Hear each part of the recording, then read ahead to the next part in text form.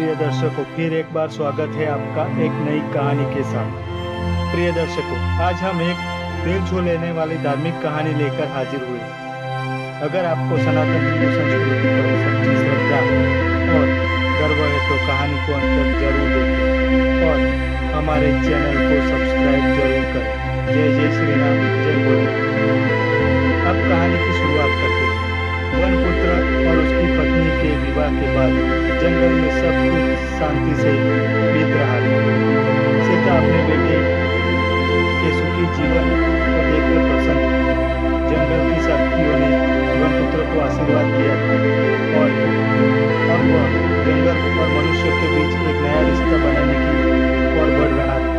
लेकिन यह शांति अधिक समय तक नहीं टिकने वाली थी। दूर कहीं जंगल के बाहर एक नया संकट जन्म ले रहा था।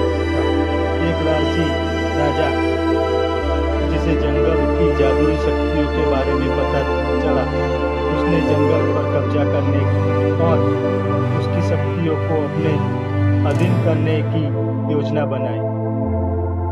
यह नई चुनौती वनपुत्र के जीवन को एक नए मोड़ पर ले जाने वाली थी। कई दिनों से जंगल के जानवर विचलित थे, पक्षी चहकना बंद कर चुके थे और हवा में एक अजीब सी बेचैनी थी। एक दिन सीता और वनपुत्र झरने के किनारे बैठे थे। तभी जंगल के बुजुर्ग हाथी अग्निदंत उसके पास आया।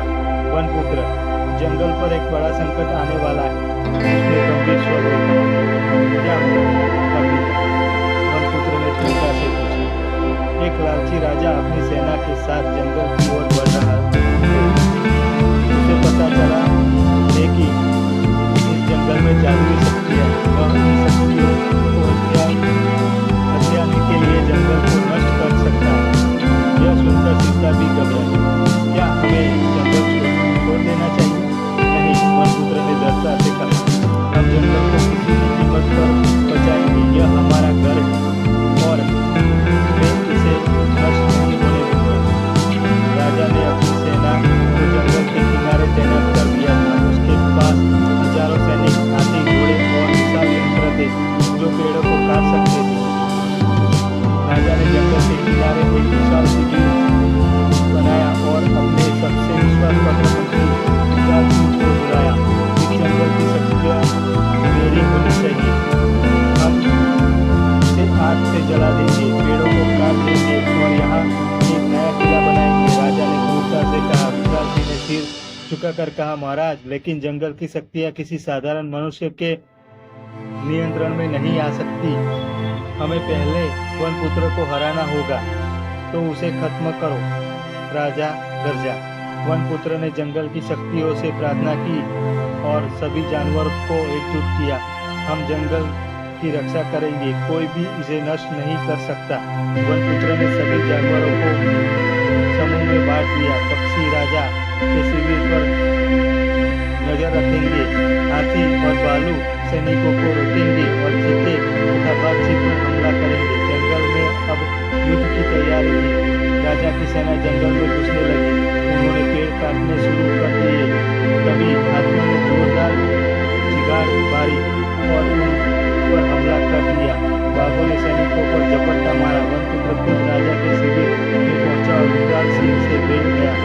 तुम जंगल को नुकसान नहीं पहुंचा सकते, वनपुत्र गरजा। विकराल सिंह ने तलवार खींच ली और दोनों के बीच भयंकर युद्ध शुरू हो गया।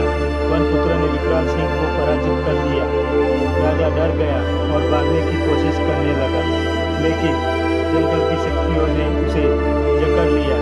पेड़ों की जड़ों ने उसे पकड़ लिया और देखते ही देखते वह जंगल की मिट्टी में समा गया। राजा की सेना घबराकर भाग गई। जंगल की जीत हो गई थी।